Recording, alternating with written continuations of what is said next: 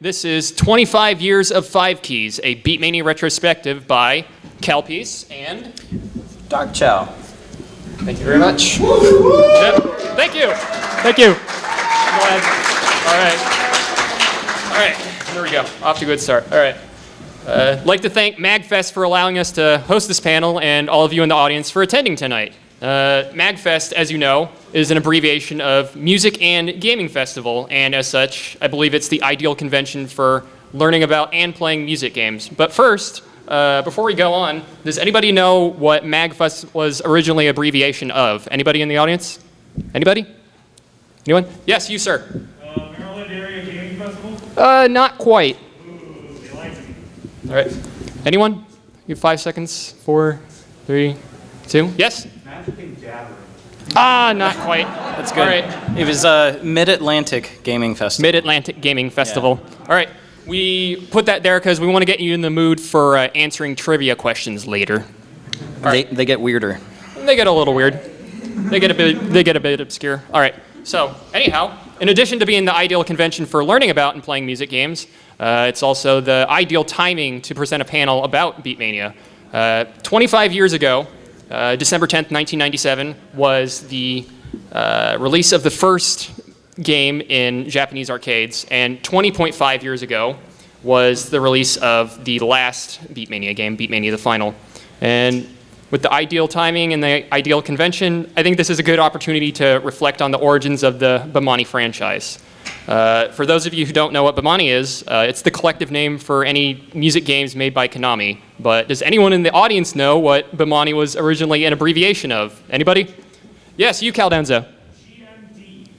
Oh, not quite. Am I correct? What was it originally an abbreviation of? Beatmania. Oh, Beatmania. Yes. Thank you. All right. Sorry about that. Sorry, an original name of Beatmania. The sound design team. I'm sorry about that. Yeah. I see. All right. Let's go to the next slide. All right. So now that we've introduced the time and the occasion, let's introduce ourselves again. I am CALPI. That's CALPI, aka CALP or CALP 5K. This is me. This is my son, and this is my grandson here.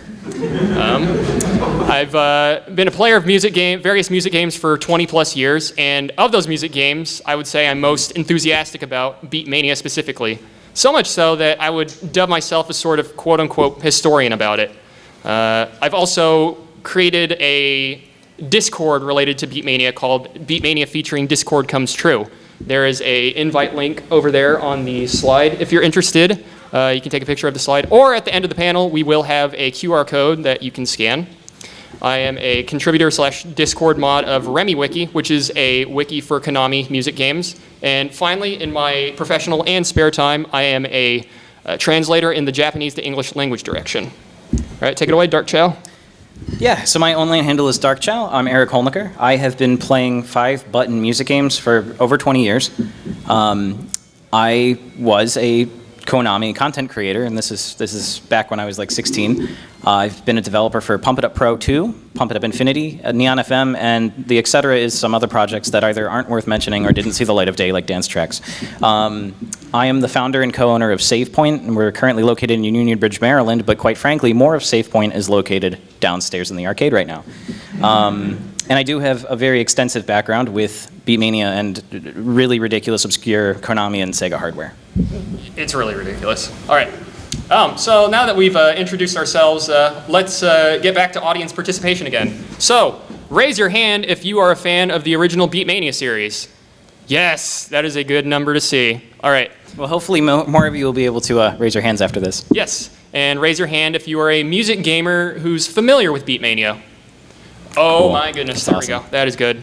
Any music gamers who are not familiar with Beatmania? Anybody?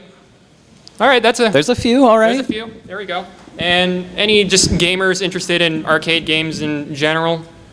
There you go. All right, awesome. All right, there we go. Good. All right, so it looks like most of you fit into one of those categories, but even if you don't, thank you again for coming to our panel today, and we hope that what we have will make it worth your time. All right, so let's quickly go over an outline of how the panel is going to go. First, I'm going to present an overview of the Beatmania games, and then I'm going to go over the hardware of the Beatmania games. All right, and then we're going to join each other again, and we're going to make some closing remarks regarding the Beatmania games. And then finally, We're going to do a Q&A session. yes.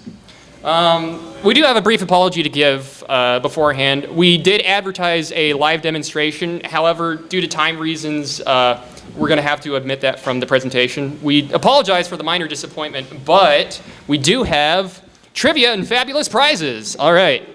Yep, that's right.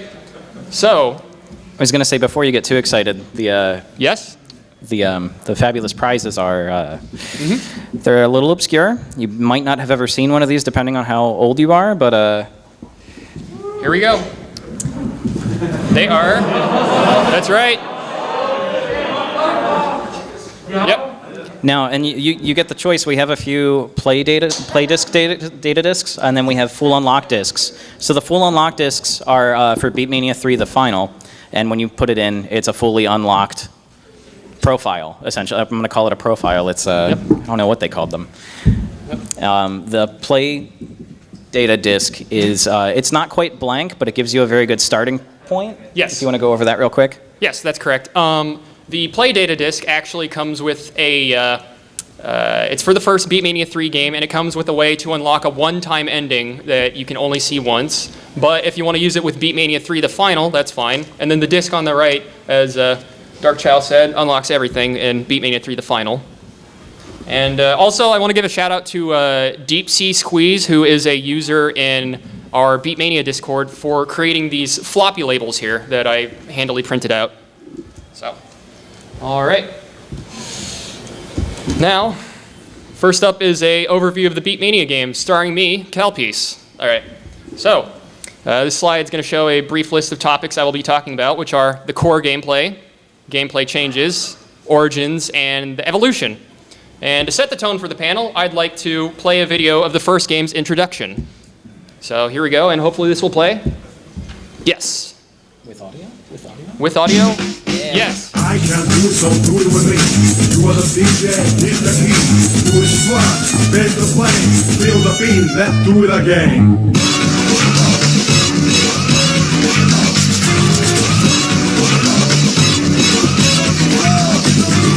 Get out on the dance floor! I just love how that last sample just like reverberates and just gets you ready to insert your coins and Ready? press that start button. Ready? Ready? Ready? All right. So, let's start off with the core gameplay here. I'm first going to explain the interface and the controls, the judgment and the groove gauge, the results screen, and finally a summary of the basic flow of gameplay. And there's a lot of music gamers in the audience, and some of you are going to say, this is obvious stuff to me. Well, imagine 25 years ago, this literally didn't exist. Konami had to invent a lot of these concepts that you're going to see. So, to explain the interface and controls, I'm going to show a video of Beatmania's tutorial stage and then briefly summarize the concepts on the next slide. So here comes another video. And just a side note, in the first game, it actually had a plot. This is the club owner, and you are a rookie DJ in Club Sagawa. Yep. Hi, how are you doing? I'm DJ Konami, and I'll teach you this game. Come along. First, you have to know how to play the game. When the object is down here, you push the key and scratch the turntable. So did you see that yellow Okay, text that let's came play. up? I'm going to explain that in an upcoming slide. You'll be fine. You sure remember Just it? keep your eyes on the gauge and relax. That wasn't too bad. Let's go on to the scratch game.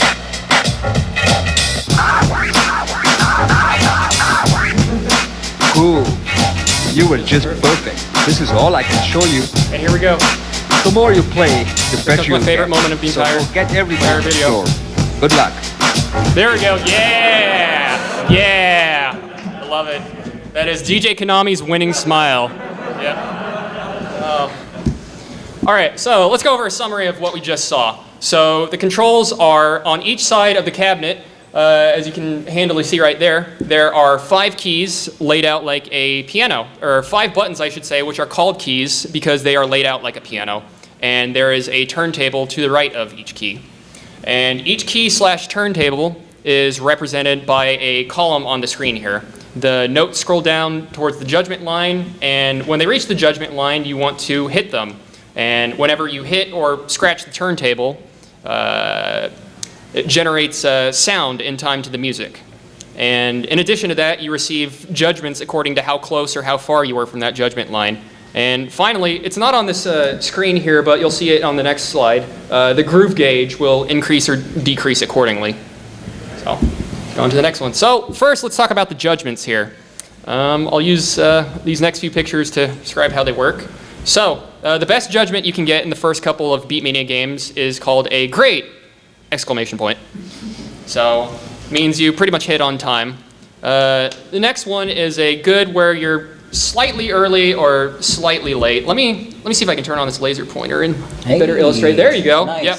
So good will be right about here, right about here. And so a bad is where you are way early or way late. And also, whenever you get a bad or a worst in these games, one of these background animations or background stills will play to remind you of your accomplishment. They are all awesome.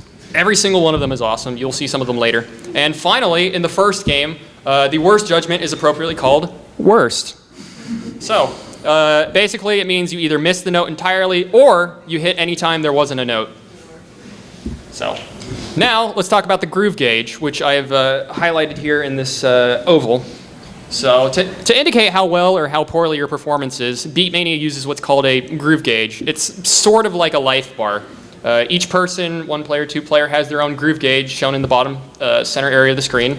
When you receive a judgment, if the groove gauge is not already at the highest or lowest point, you will receive either an increase or a decrease, depending on which judgment you received.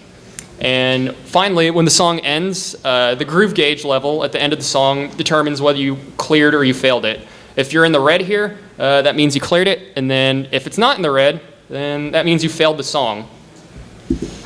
And speaking of after the song, the game takes you to the results screen. The first screen presents the following information.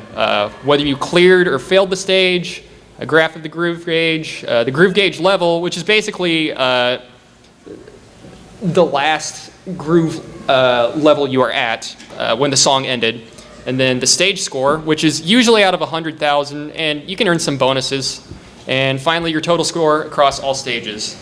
And again, if you clear the stage, you get this nice red background and the audience cheers your amazing performance. But if you fail the stage, you get a melancholy blue background and the audience jeers and boos you while you feel bad. So, also in the first game, it has something called expert mode, and the result screen also differs in expert mode. It has most of the information that I mentioned before, except the main difference is instead of scores, it displays the judgment counts that you got during the song. So, all right, let's talk about a summary of the core gameplay of any Beatmania that you play. So, step 1, select the mode. Step 2, select the song. Step 3, hit notes in time to the song. Step 4, receive results. Step 5, repeat 2 and 4 until you clear final stage or fail stage. Step 6, enter your name on the scoreboard or see your DJ level. And step 7, watch or play around during the credits. All right. Everybody got that? Good. All right. As this collage hopefully illustrates, thank you to the one person who attempted to clap there.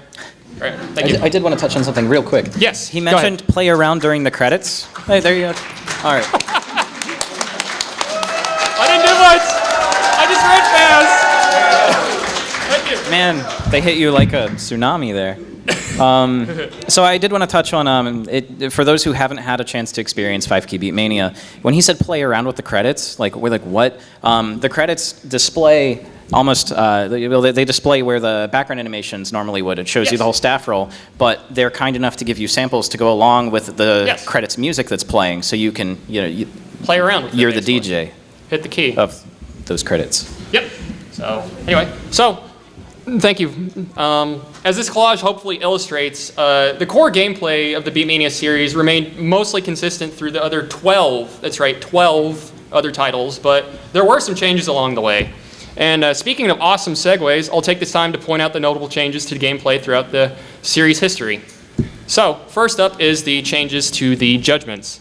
After the first Beatmania, a few changes were introduced to the judgments. In Beatmania second mix, the worst judgment was changed to poor, which it is still called in Beatmania 2DX to this day. And furthermore, in Beatmania third mix, the behavior for pours was changed. So instead of receiving pours if you hit a note when there's nothing on screen, you just receive pours if you hit a note too many times. And next, in Beatmania complete mix, a brand new judgment was added called the flashing great, which you see right here. Its timing is stricter than that of a regular great, and its score value is thereby doubled. And as such, during normal gameplay, the maximum score value for a single song was raised from $100,000 to $200,000. So, and then the results screen also saw some changes throughout the series. In Beatmania second mix onward, the screen now includes the total notes in the song and the number of judgments that you earned, which was previously only available in expert mode. And from complete mix onward, because they added the flashing great judgment, they also added the number of flashing greats. So, and this format you see right here, it was the same format that was used for the majority of the other Beatmania games, with a few exceptions, like Club Mix in the final.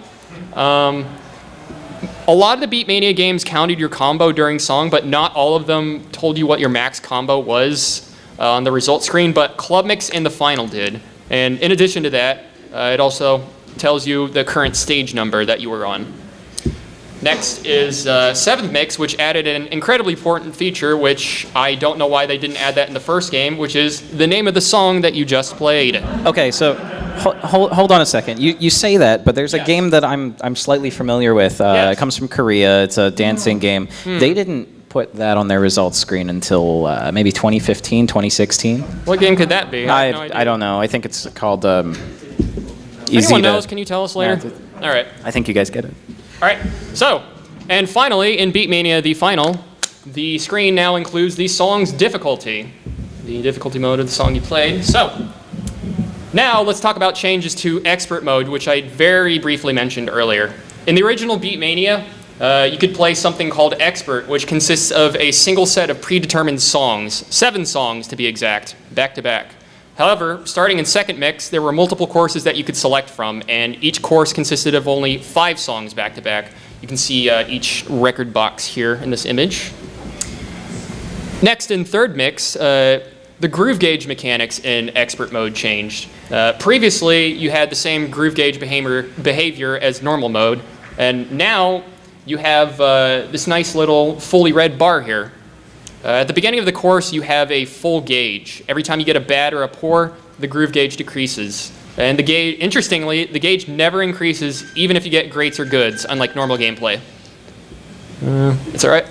If the gauge decreases to 0, you fail the course. But if you have even a little life left at the end of the last song, even like one little bar, you clear the course. And for those of you who play dancing games like Dance Dance Revolution, this groove gauge mechanic is kind of similar to the life bar in those games. So. And next, Beatmania Complete Mix, I would argue, added the most crucial changes to expert mode. For example, before you just used the normal money score system, but after it introduced something called EX score, which stands for expert score. It's basically the number of flashing greats that you earned times 2, plus the number of greats, and then goods and everything below that don't count towards your score. And this scoring system was used for expert for the rest of the series, and it's also used as the main scoring system of Beatmania 2DX. So, 1999. All right, let me see. Oh, I gotta turn off the laser pointer, excuse me. All right. All right, sorry about that. Complete Mix also introduced internet ranking functionality to courses in expert mode. If you cleared enough stages, the game would display this handy dandy little password here that you could submit to Konami on their official website, as you see. And after you submit your information, Konami would post your score next to everybody else's scores. And the cool thing is, you could compete with other players to see who gets the highest score, and in some games, Konami even offered prizes to the top ranking players. They were usually better than floppy disks, too.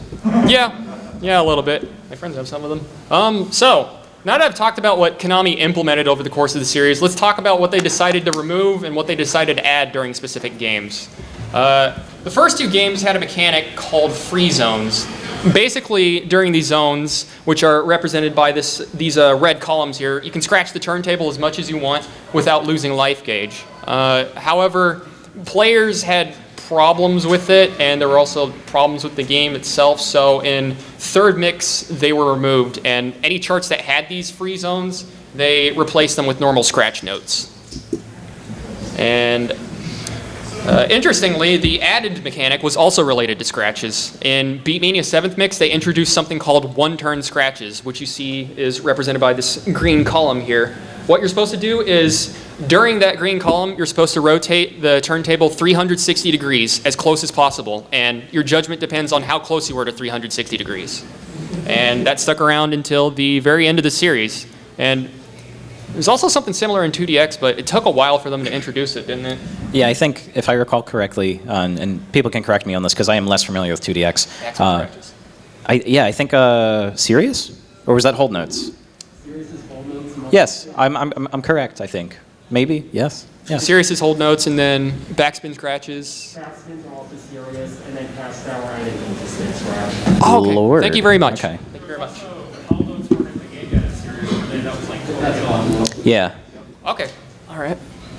Let's go on to, oh, sorry about that. I don't have an awesome segue this time, but let's talk about the origins of Beatmania. I'm going to quickly show off the early designs, and then I'm going to share some of the insights that the staff members shared in a published interview.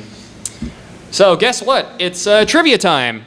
Can any Beatmania fans in the audience tell us what the original name of Beatmania was during the early development? Anybody? Caldenza, what's up? Yes, that is correct. All right. Hand them. Yeah. Hand them the pile of floppies and let them pick their favorite color. All right. So, as Caldenza said, Beatmania was originally called DJ Beats. And it was used in this mock-up of the UI here, which I will turn on the laser pointer. And you can see here. And you can also see that the mock-up differs in various ways graphically. For example, these notes, instead of being rectangular, they're circles here, and there's no judgment line, among many other differences. Yep, I'm really glad it was Beatmania, not DJ Beats here. Oh, yeah. So, but the interesting thing about this mock-up is that it was not only used before release, but even after release, it was used in promotional materials by Konami. You can see the screen here. You can even see the screen superimposed here on this cabinet. And one more fun fact, Beatmania used to be spaced as Beat Space Mania.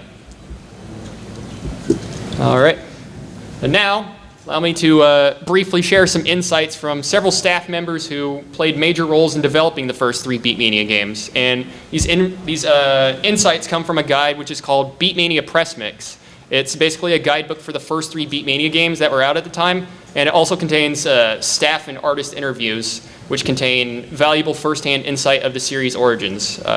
None of this was ever translated into English, so I had to read the original Japanese and basically paraphrase everything you're about to see on the next slide here.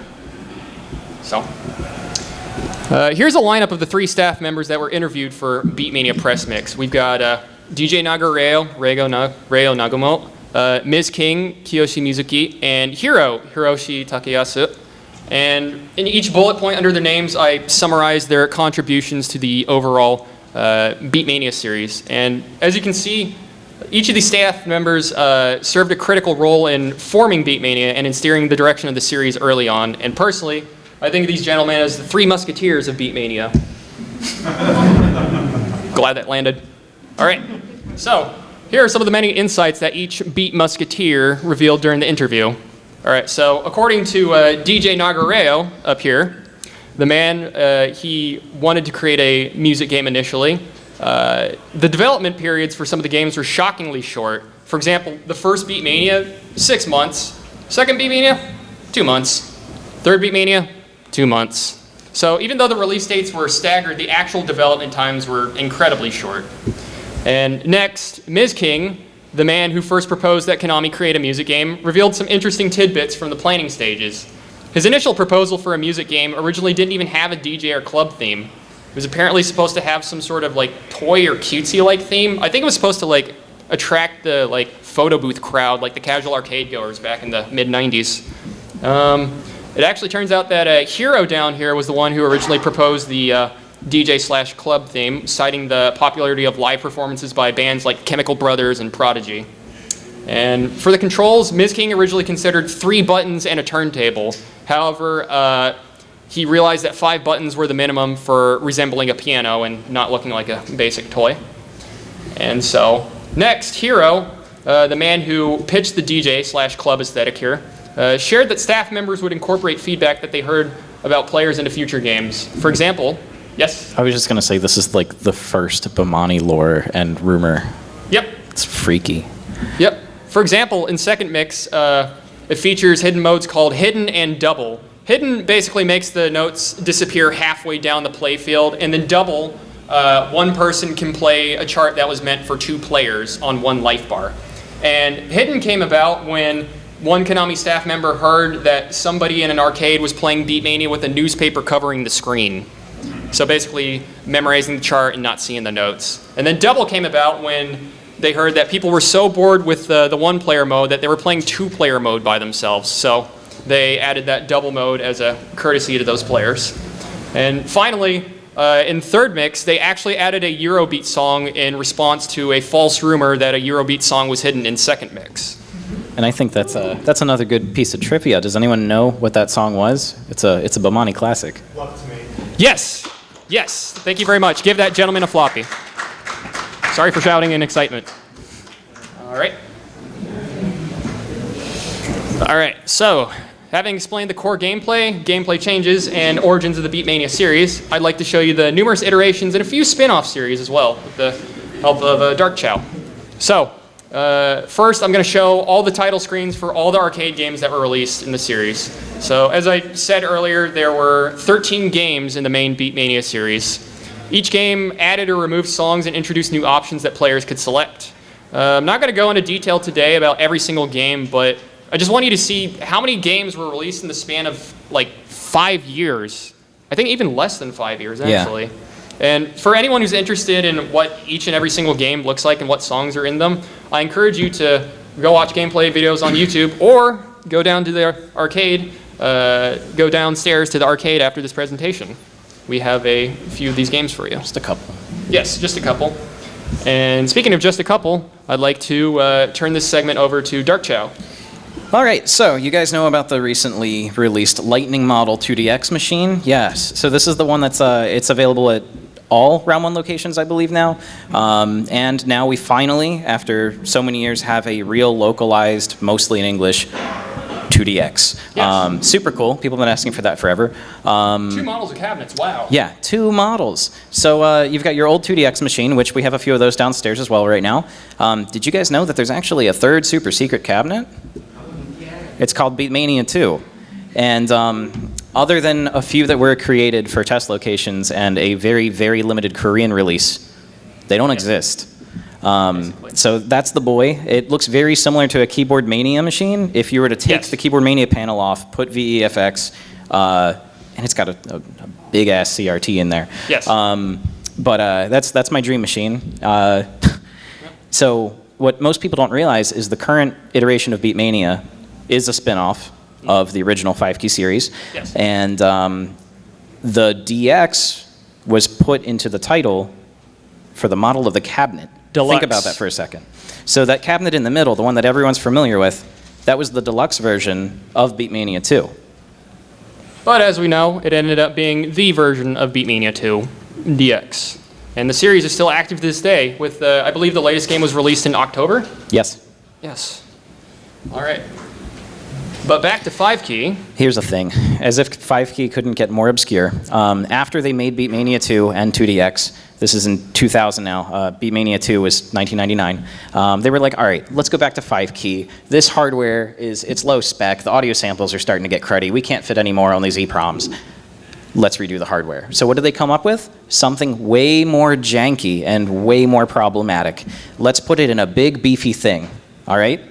Big beefy thing that weighs like 1,000 pounds that naturally, just by sitting there, will cave in on itself over time.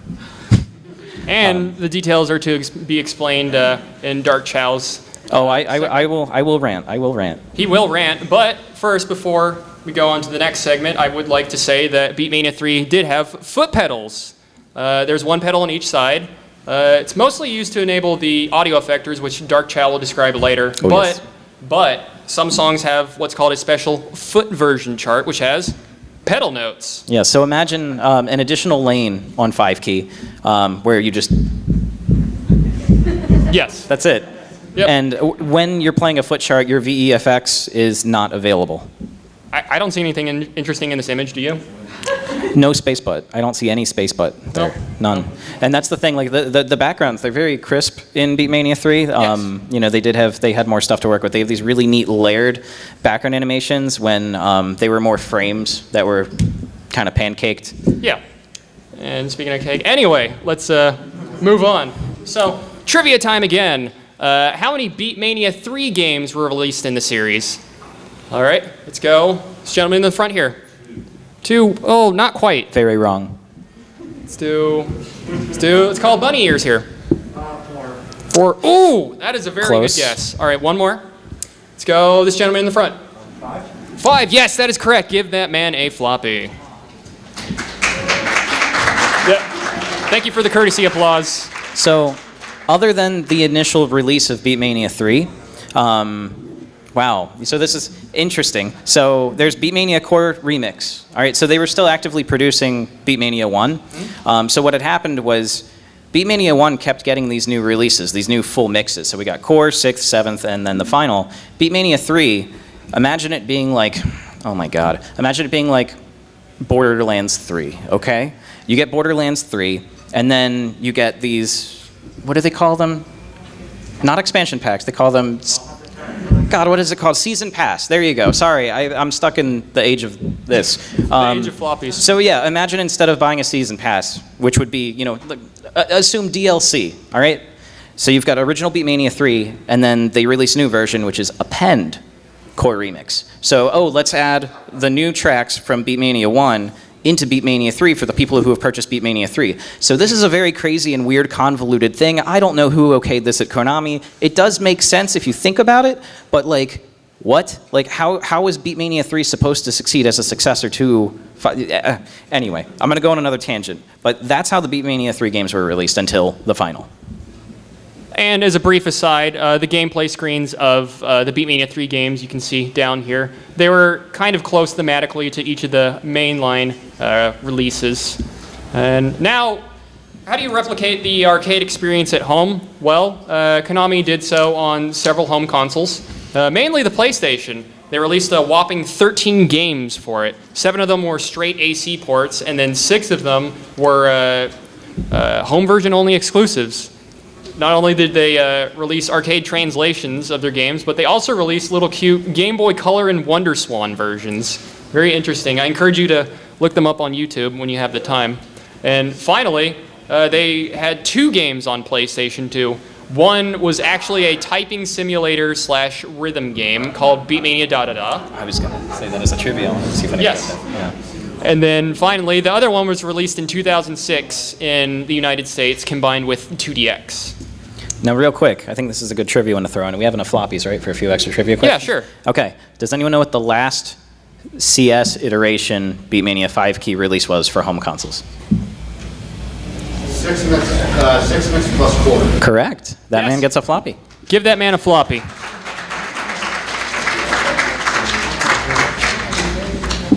And so how do you replicate the arcade experience at home with these fine controllers here? In 1998, Konami released their first controller that was officially bundled with the home version of the game. However, it was made of chintzy plastic and is completely unplayable on newer games. And so in 1999, they released something called the DJ Station Pro, which looks a lot nicer. It even has little lights under these buttons when you hit them. And it has a turntable that's a reasonable facsimile of the arcade version. And it has some cool little bells and whistles, which I won't go into here. But I think the most interesting one is actually the controller they released in Europe in 2000. Remember how I said the buttons were laid out like piano keys? Well, I think somebody at Konami translated that literally when they made this layout here. Yeah, it's fun to look at, but not very fun to play on. And then finally, you might be familiar with these controllers here. These were the 2DX KOC, which were the controllers you used to play 2DX on PS2. And then the one in the middle is Phoenix One, which is a premium arcade-style controller, which I highly recommend. All right, and that concludes my segment, and so I would like to turn this over to darkchao. Oh boy. Okay. So I'm going to go over Beatmania's hardware. Then I'm going to go over Beatmania 3's hardware, and I'm going to try to not go on a ramble because she's downstairs, and if anyone's seen her, she's anyway. And then I'm going to go over some cabinet stories. Light switches? What was that? I love the fire. You're going to hear about the fire beat. But first, we got to start with Beatmania hardware. Yeah, let's do it. All right, here we go. So this is the beautiful babe. This is the full size. Which, if you guys can't tell, this is not a full size. This cute thing that is gracing our presence is the Beatmania Mini. There is a mini version of the cabinet, and our next slide, the next slide, is going to show you a comparison between the full size and the mini. Oh, let's go to it. There you go. Yeah. Yeah. Look at that. So honestly, that picture doesn't really do it justice. You can see it in person. Yeah, there you go. Like that's This a family. picture does it justice. Yes, it does. And she's going to go back downstairs, so you'll see her next to two tall boys. All right. DJ main? So yeah, the DJ main. Let's go over this thing. Yep. So this board was based on Konami hardware from the 90s that was made to run like beat 'em ups, and there was a system they made called the GX, which had swappable cartridges. So imagine taking a game like X-Men, okay? Like everyone's familiar with X-Men, and then saying, okay, now run a music game. And then remember, music games aren't a thing. What? Like seriously. So as you can imagine, they're pretty hard to maintain. The main processor on the board is a Motorola 68K. You know, they worked. Game data is stored on EEPROMs, and most of the sound data is stored on a hard drive. It's just a little ID drive that kind of hangs out. There are 4 sound amps you can see at the bottom of that board there. There is 1 per each channel. So there's left normal audio, right normal audio, left bass channel, right bass channel. And they all have little capacitors on them that like to leak. And luckily, they leak vertically. Konami learned there. The X-Men board, they mounted and there were other beat-em-up boards that use this, but they were mounted horizontally on those boards, and they are a nightmare. Some of those, I have a Bucky O'Hare board that refuses to boot unless you fix the damn amp. So I have a love-hate relationship with this hardware, but... Oh, you're going to love this next one then. All right. Beatmania 3 hardware. Well, we'll talk about the cab first. Yes. So, you guys see that first photo, how half of the neons are glowing and the other half aren't? So, the neons do this really cool thing where they pulse, and they do a thing that, like, you see on pinball machines from the early 90s where they vary the voltage going to either incandescents or, in this case, neons. As far as I know, this is the only arcade machine that does this, where when it kicks out bass, it's programmed to glow, and you get this like crazy, really awesome glow. The problem is they hired a factory to make these neon transformers, these inverters, and they epoxied everything in. So no one's been able to perfectly replicate one of these freaking inverters. So they all die. If you ever see a Beatmania 3, you're lucky to see any of the neons work. You're lucky to see Beatmania 3 work, yet alone use the floppy drive. Like we're giving you prizes that I can't. We can't guarantee, but... You'll ever be able to use, but they're freaking cool. Yes. This thing is huge. The cabinet is huge. It's probably the tallest arcade machine that we have. It towers over a 2DX. It towers over a 6-player X-Men. I'd actually like to jump in. Doesn't every single dimension on the cabinet actually surpass the regular cabinet size? Oh, yeah. Every single dimension. Yeah. God. Imagine moving that into one of your homes. Oh, I've done it. I had one in my kitchen for a few years, actually. Yeah. So... Go on. Yeah, so the VEFX system on Beatmania 3, it's actually way more in depth than what we're used to in 2DX. You've actually got, you see there's 2 little LEDs there. One of those LEDs is to say, okay, your effect mode is on, this is on the background track. So you only apply, you know, your flange, your reverb, whatever, to your background track, or you can switch it to the bottom one, which is your samples. So what you're punching through has the effect you want. They added effects in there that were there are similar ones in 2DX, but you could actually crank up the volume of the cab. Cabinet operators did not like this. So they'd set a volume, and then they'd come in and be like, why is this thing 3 times as loud? It's because they'd hit the pedal, they'd get the effect on, and they'd crank up volume was an effect. So that never made it outside of Beatmania 3. Foot pedals. Yes. I love foot pedals. I love 5-key. And then the floppy disk drive. I've rambled about that a little bit. Some of you now have floppies that you may be able to use one day. That's how you saved your scores. That's how you unlocked, well, that's how you saved courses. And there was Sozai mode, was a mode that was specific to floppy support. Yes. And I'd also like to jump in, for those of you familiar with EMUs, this was sort of the precursor to that. Yeah. Before you had the magnetic and database cards, you basically had these floppies here to save your games. It was actually pretty forward-thinking of Konami at the time. That and internet ranking. Yeah, and then they, any of their PlayStation 1-driven hardware, they used PlayStation 1 memory cards. Yes. So in Japan, for DDR, you could make edits and bring them to the arcade. And actually, if you guys take a close look at the Dance Maniacs machine downstairs, there's a freaking cutout for where a PS1 memory card reader was going to go. And I think they decided to kill Dance Maniacs like right when it went out the door. We have at least one audience member who loves Dance Maniacs, so shout out. We have several. I was going to audience say, I members hope who more than one. That thing's great. Dance Maniacs. Shout outs to all of you. And Shout outs to all of your you maniacs. wrists at some point. I know how it goes. Here we go. Oh my gosh. So that's the thing that I've been rambling about. That is a Firebeat. So the Firebeat was used on Beatmania 3, Keyboard Mania, Poppin' Music for a little while, which it did succeed the DJ main for a bit until they switched to PlayStation 2 hardware. And then Paradise, just for one mix. It's got a few different PCBs on there, so if we can start at the top. What we're looking at here, the best photo we could find, which I feel like an idiot because I was literally holding one of these in my hands earlier today. This is a Keyboard Mania Firebeat. So the top board is a MIDI board that interfaces with the keyboards on Keyboard Mania, but Beatmania 3 has a kind of similar board that handles the audio effects system, and it does use MIDI. Then there's the sub CPU board that sits on top of the main CPU board. And then underneath, you've got, in this case, you've got 2 CD-ROM drives. That's what a majority of the games used. Beatmania 3 was the only one that used an IDE hard drive in addition to a CD-ROM drive. So there was plenty of space to expand Beatmania 3, and it's a shame it never really got expanded past what it did. And then on the side, you see all those audio outs. You've got 3 line outs and 1 line in. No, other way around. 3, whatever. There you go. 3 lines. 3 lines. 4, wasn't it? It's 4. It's. There's lines on the hardware. Oh yes, you would need 3 line. What? No, brain hurts. Firebeat. Okay, let's go. All right. Anyway. Don't worry, if you can figure out that problem and that's your only problem with the thing, you are way past. That is true. That is true. Oh man. It was designed to succeed the previous hardware, though, as you said earlier, right? Yeah, and that's part of its charm. It's definitely, it's got higher spec than a DJ main, obviously. It ran on PowerPC hardware. Horrible. I'm having flashbacks, guys. I'm sorry. All right. Let's go to the next slide. I can. I'm gonna start crying. Oh boy. Oh, speaking of crying. Oh, you're gonna cry on this next slide. So yeah. I'm gonna cry when you see this. I'm gonna share some interesting stories. One of which is actually it just finished up downstairs.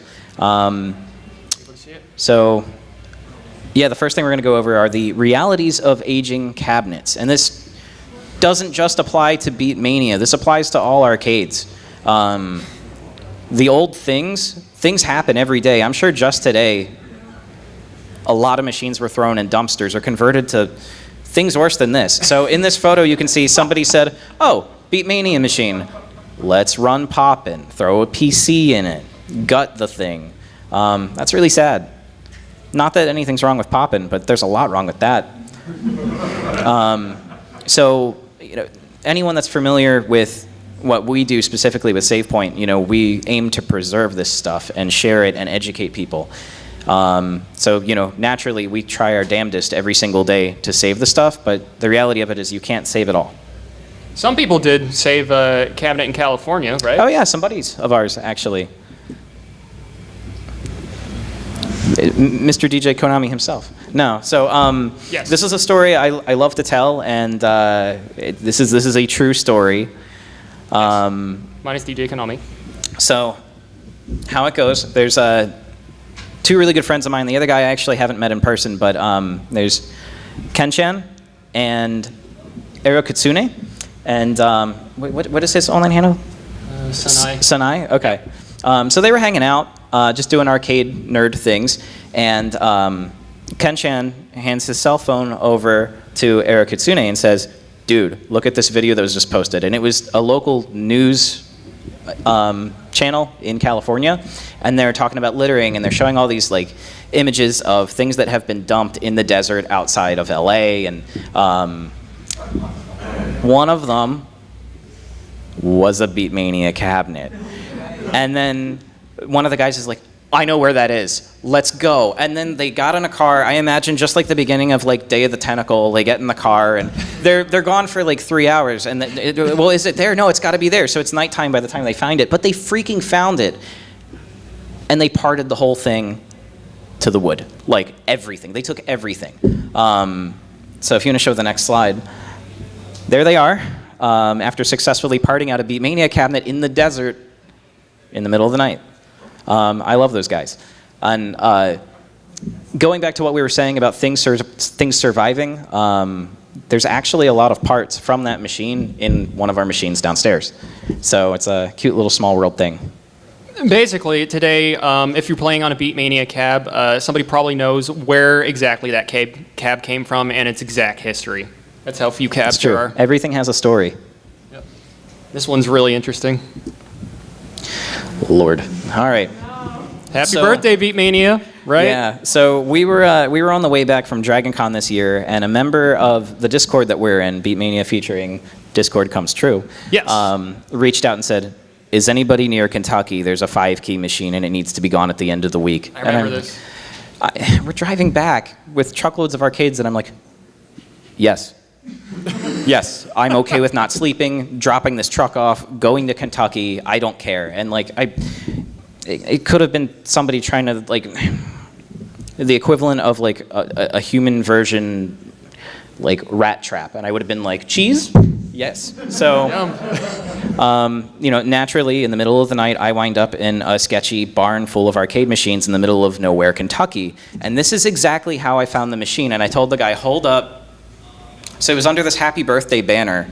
They had a party in this barn the night prior, and he was just like, yeah, this machine's been sitting here a while. I think maybe some mice got in it. And I'm like, okay, it's fine. We'll save her. And I'm looking at it, and I'm like, this is a dedicated 7th mix cabinet. Why is this, like, how? How does that happen? Why 7th mix? I don't know. It's a good. I don't know. But I just want to reiterate this point that 2022 was the 25th anniversary of Beatmania, and so this is a very timely photo, as you can see. Yeah, so when we got the thing, that's what it looked like. Like when I say it had been sitting in a barn, and Lord, the smell. And like, I'm gonna be honest with you guys, when you play it, you'll get a whiff of mildewy barn. It is nothing like it was. Oh yeah. Oh my God. Should I see the inside? Yeah, I took a couple photos when I was cleaning out the cabinet. So the mice used it as a 3-story apartment. So if you look at the mini here, imagine, you know, the bottom, you know, where the coins go, the DJ main is. It's like their living room. And then you've got the bedroom upstairs under the control panel. And then you've got the monitor portion. That's, it's more bedroom, I guess. And then up there in their penthouse, there were mice nests everywhere. But, you know, they ran up the wiring harnesses and used each section as a whatever. And just to note, a rat's nest is the caption here. Yeah. And then, you know, of course, you know, it's the middle of the night, I'm tired as hell, and we get the thing in the trailer, and then it goes wah and gets stuck. Just like that. And I'm like, oh my God. So I had to push it back out, take the marquee off, which blows my mind because a My fit in that trailer just fine. So, know what that is? yeah. This photo, as some of you in the audience are already familiar with, this was taken here at MAGFest on Thursday or Wednesday. I don't remember. It's all a blur at this point. I thought I vacuumed up all the mouse stuff, all the worst of it. No. So we opened up the turntable to, you know, tweak it, and oh, yikes. So this thing has been completely stripped down, and that's also why it was off yesterday and part of today. But yeah, so there's some people in the audience right now. There they are, And me. cleaning stuff out so that we can have working 5 keys. And when I say that the machines downstairs have been a community effort, I really mean it. If it weren't for the people here and then the people online that have been doing research on these things, they would not survive. Like, none of us would have the chance to experience any of these machines. All right.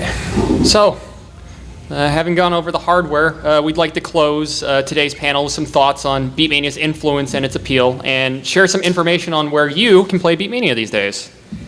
So, let's talk about Beatmania's influence, which is twofold. It was the first VSRG, which I'll explain what that means, and it pioneered 3 fundamental concepts. So, what do I mean by VSRG? It is a vertically scrolling rhythm game. Basically, objects head up or head down towards a judgment area, primarily in the vertical direction, and you hit the objects in time to the music. Other examples of vertically scrolling rhythm games, as you might know, are Dance Dance Revolution, Tunithm, Guitar Hero, and Poppin' Music. Interestingly, aside from VSRG, there's also HSRG, a horizontally scrolling rhythm game. Same concept and different direction. And guess what? Trivia time again. Does anybody know what is considered the first HSRG and the first rhythm game? Yes, you, sir. Yes, that is right. Give that man a floppy. Give that man a floppy? Give that man a floppy. All right. Other examples, I think the most famous one, arguably, is Taiko no Tatsujin. And then Theater Rhythm Final Fantasy was also a very cool one that I played. All right. And here are the 3 fundamental concepts that I think Beatmania pioneered and innovated upon throughout the entire series. First is timing. How closely to the judgment area were you? Second is comboing. How many notes did you hit in a row? And third, how well did you perform?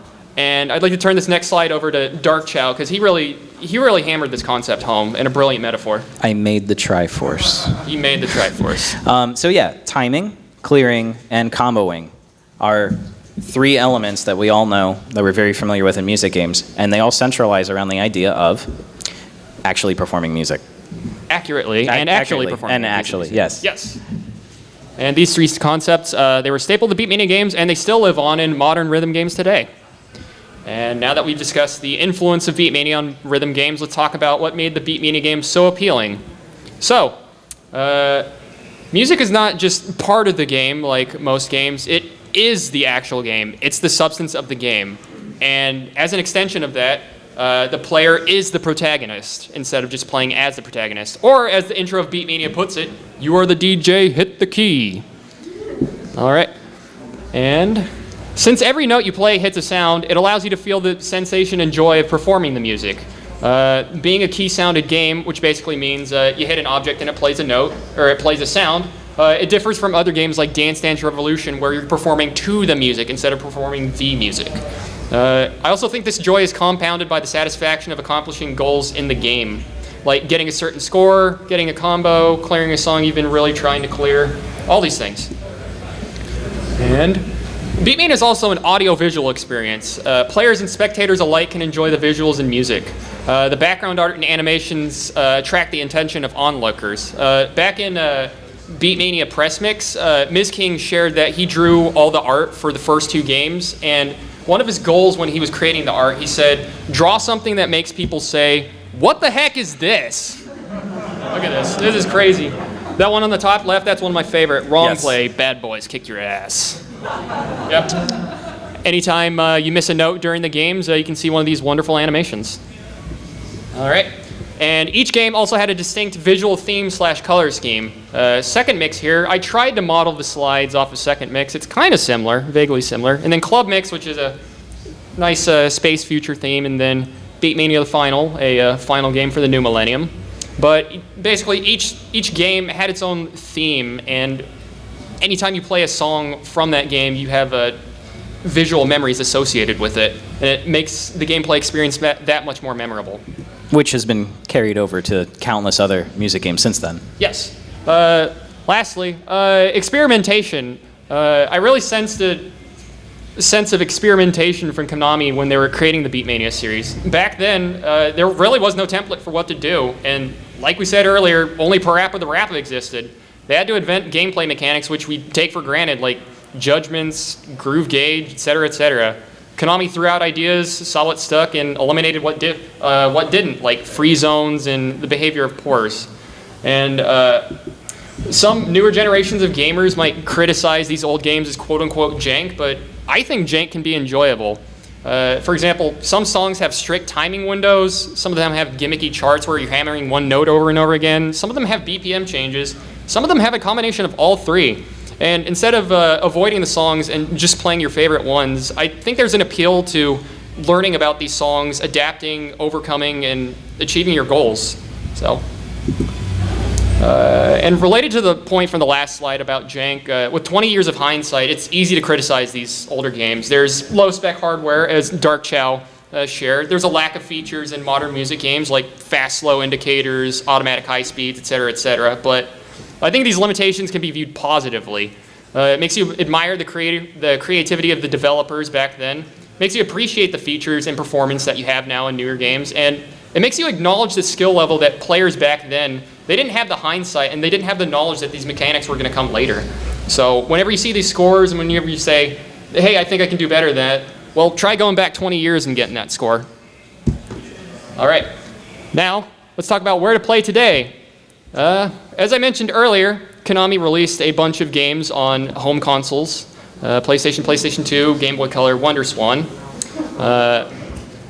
And if you want the arcade experience, you might have to do a bit of traveling. You can search for public machines on a website called Zinnius iVanisher, which has a list of public arcades, and you can filter by specific games. If you can't find one on there, ask around in music game communities like Discord. Or if you're like me and it's the 25th anniversary of Beatmania and you want to go to an unofficial tournament, you can travel to Japan and play a whole bunch of Beatmania. Or there's an easy option for everyone that's here today. After this panel, go downstairs to the arcade. There are multiple games to play, courtesy of SavePoint and the SavePoint crew from the Beatmania and Beatmania 3 series. Also, enjoy other music games by Konami or other companies. All these photos are cabinets that SavePoint provides. I hope you've all had a chance to check out the arcade. It is nuts. I've played one game of Pump. Yeah, it was Pump. All right. All right, we're getting close to the end here. Yeah, we're down to the wire. QA corner here. We're going to quickly go through some shout-outs before we go to the Q&A. For myself, I'd like to give a shout-out to my friends and family, specifically Dan Adam KOF and Death of a Star in the San Jose area. All my friends attending today, thank you very much for coming in. The Japanese Beatmania community, I specifically want to shout out Lay 31415 and Rice, Lou, and the Indoor Game Crew. Beatmania Discord members, and RemiWiki, and darkchao. I'd like to thank Saxon Pike, Dragon Minded, PK, for notably them. I know there's other people, but their work with researching and reverse engineering the DJ Man and the Firebeat is a huge reason, again, that the stuff is alive and it's downstairs and we can enjoy it. Also, their work has helped people create working MAME drivers. Last year was the first time that you could actually download hard drive images and EEPROMs in MAME and play 5-key. Like, it blows my mind that you can still do that. And they're doing some really, really cool stuff. Like, the whole MAME crew is doing some awesome stuff. The SavePoint crew for everything that they put up with from me.